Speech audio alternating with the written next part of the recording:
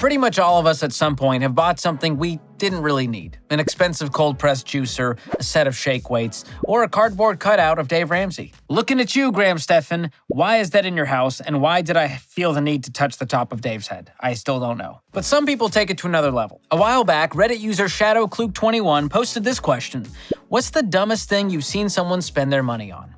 And the responses ranged from weird to sad to hilarious. So in today's video, I'm going to go through some of the best and weirdest answers to see just how dumb these purchases actually are. And at the end, I'm going to give you my smart spender plan so you never make a weird, dumb purchase ever again. You spent over $1,000 last year on waffles alone. But you know what's not weird and dumb? Hitting those like and subscribe buttons. And while you're at it, go ahead and share this video with your friend who has a $2,000 citrus juicer collecting dust on top of the fridge, right next to their cardboard cutout of Dave Ramsey. Still looking at you, Graham. It's weird, man. It's not weird unless you make it weird. Okay, let's get to it. Here are some of the best answers to the question, what's the dumbest thing you've seen someone spend their money on? When I drink too much, drunk me will go online and purchase an absurd amount of googly eyes. Are you okay? That was rhetorical. You're not okay. I'm fine. Next up, weddings. Somewhere along the line, we seem to have forgotten what the true purpose of the day is. I agree. Now, there's nothing wrong with spending a lot of money on a wedding if you do it with cash, but when you go into debt for it and you're trying to impress people and throwing them a party to celebrate you, that's just weird. I think we've gone way overboard with weddings. It's time to put a kibosh on it. Head to the courthouse, have a fun reception, but let's be reasonable here. Designer baby clothes and hard-soled baby Air Jordans. It's not a flex to have a fancy baby. No one's impressed, okay? It's still pooping itself. You pooped in your pants. I pooped my pants. Next comment, I spent $40 on one of those amusement park booths where you had to throw darts at balloons. For some reason, I picked out this really ugly 7-foot-tall frog stuffed animal. It's in the corner of my closet and still scares me when I'm half awake in the morning. I'm trying to picture, because y'all, I'm close to 7 feet. You sure about that? So I'm trying to picture me as a stuffed frog, just sitting in the closet. That is frightening. I would have given that to Goodwill like 14 days ago. Next comment, my friend told me of a nurse who bought a handbag for $7,000. I'm not a financial expert, but I do not advise buying a $7,000 purse. I don't know what I would even put in a $7,000 purse, like chapstick? I'm not angry at designer bags, hear me say that. If you are like loaded with money, that's like a Tuesday for you. I'm really rich. Next comment, my buddy bought fake money off eBay to flex on Snapchat. My eyes are bleeding just looking at that comment. Like, what woman is like, did you see his snap? He has so much fake money. I say that as a guy who has fake money in the studio. I've never used it to flex, though. I have real money. That's more impressive. Their first vehicle. 18-year-olds getting loans of $20,000 on their first car boggles my mind. This one I wholeheartedly agree with. And while it's fun to throw the 18-year-olds under the bus, because I do agree, if you're new to driving, you should not be driving a nicer car than me. I think it's just rude, frankly. But you know what? Anyone that's going 20 grand into debt for a car is doing it wrong. So let's not throw them under the bus. Let's throw everyone under the bus who's taken on car loans for cars they can't afford. Next comment, gambling machines. I work in a bar room. I don't know what that is. People will play these machines for 12 plus hours and never win. Then they win $700 the next night and they think they're on top. It's insane. They look like zombies sitting there in a trance. Once had to unplug the machine on a patron who would not leave for closing. Kept saying, 5 more minutes. This one went from funny to sad real quick. This person clearly has a gambling addiction. Gambling is one of the hardest things that I think people are facing today, especially with sports betting, gambling apps. It's easier than ever to just get the dopamine rush while draining your bank account and feeling that anxiety. So avoid these at all costs. Next comment, I bought a $700 litter box. I'm sure many people would think it's dumb, but my cats and I love it. It's amazing. Sounds like you have personal experience with the litter box. Are you using the litter box? I think I honestly would. If I paid $700 for a toilet for my cats, I might be like, what's all the fuss about? Let's give this a go. That's disgusting. Next up, maybe the cotton candy machine I'm about to go buy. That one actually I'm intrigued by. I gotta actually search cotton candy machine. Like, how much are these? What's the guess on how much these things cost? My guess is like $100. Amazon, $58.99, 2,000 reviews. That means at least 2,000 people have bought this exact machine from Amazon. That is insane. I'd say for $50, making your own cotton candy, I'm not mad about that.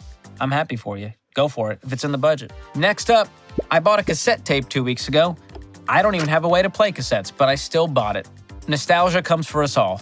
And I don't know what environment you were in. Like, was this like an indie band that was selling their album on cassette to be ironic and trendy? I have no idea. Or did you walk into like a Tower Records that was still open in Sheboygan and they still had the cassette tapes laying around? I don't know, but maybe you can return it to the store you bought it from, or find an old boombox and just go to town. Loving that tape roll sound. That's vintage, baby. Vintage. So adorable. Next up, me buying $3,000 in niche cryptocurrency years ago that is now worth 1/10 of the value because of the hype and my brother's recommendations. He, however, put $60,000 in, and it's a huge point of stress for him now.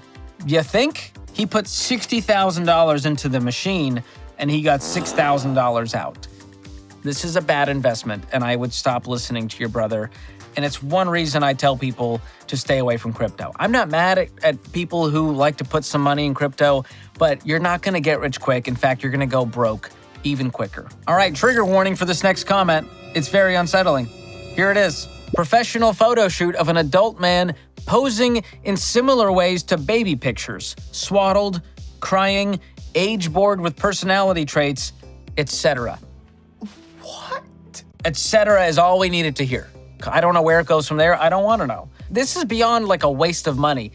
This person is not okay. They should be kept away from all children and all adults, in fact. Right to jail, right away. Next up, a 4-year college degree from an out-of-state, unaccredited for-profit college. Sounds like someone went to University of Phoenix, but really, I don't know why you would go to an unaccredited college. I mean, you want to go for the accredited colleges because you want that credit. You know what I'm saying? That's an interesting way of putting. That makes sense. There's heartbreak all over the place when it comes to higher education today. So make the right choice when it comes to college. And if that's community college down the road, if that's an in-state school that you can pay cash for, do it that way. Because student loans are never worth it, and it's only hurting people out there as the student loan payments have come back. So make smart choices. Next up, I spent money on the app Pocket Frogs, about $20. It was to get better frogs. I feel like that's the only reason you would spend money on Pocket Frogs. It's just get real frogs, because it's somehow less strange than buying digital frogs. And lastly, I saw a guy spend $44 billion on Twitter. Okay, as much as I want to make fun of Elon for doing this, he also still has $44 billion to spare. So I think he's still doing better than all of us, as much as we want to make fun of him for making that purchase. So you do you, Elon, but I still won't call it X. It's a stupid name. I don't care. All right, that was entertaining to say the least, and some of the things on that list are objectively stupid. However, just because someone else thinks it's stupid doesn't mean it is. All right, it's easy to judge when you hear someone spend a huge dollar amount on something that you would never spend money on. But it all comes down to ratios. Think about it. If you make $500,000 and you spend $7,000 on a purse, that's a little over 1% of your income. That's like someone who makes $40,000 spending $500 on something. So if it's in the budget and you can afford it in cash, it's okay to have some fun with money. Enjoy. As long as you're investing for the future, you've got an emergency fund, you're out of debt, it's okay to have some stuff. And now, even if your idea of fun means dropping some coin on something ridiculous like a Paul Hollywood Funko Pop or some digital frogs, you do you. But if you want to be a smart spender, check this out. I've got a handy little plan I came up with to help you make smart purchases. It's an acrostic that spells the word SMART. We love a good acrostic. So the S stands for self-awareness. Will this add value to my life? Think deeply and really answer that question, and make sure you can answer with a resounding yes. If you can, move on to the M for motive. Am I buying this for the right reason? Are there outside forces, pressures? Do I have boundary issues? Is this an emotional retail therapy purchase? We gotta buy with the right motive. If we can say yes, we're buying with the right motive, move on to the A for affordability. Can I buy this in full, in cash? Can I actually afford it in full today? If you can say yes, move on to the R for research. Is this the best option, retailer, and price? Don't shop impulsively, shop with some intentionality. Take your time with it. And lastly, T for timing. Is now the time to buy it? Think about opportunity cost. All right, if you got a vacation coming up, but you also want to save in that retirement account, you got to make some hard choices here. Maybe you need to put something on hold. So the process is simple. If you can answer these 5 questions with a yes, then you can purchase with confidence instead of impulse and regret. And if you want to know more about smart spending and how to avoid consumerism and marketing gimmicks and financial traps out there, be sure to check out my new book called Breaking Free from Broke, The Ultimate Guide to More Money and Less Stress. I have a whole chapter on spending as self-control where I unpack this at length. You can get your copy with the link in the description below. Shut up and take my money. And let me know in the comments if you've made a dumb purchase that should be added to this list. I want to hear about it below.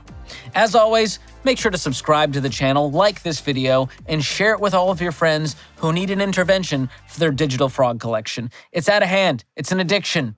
Okay, we have an amphibian addiction on our hands. Thanks for watching. We'll see you next time.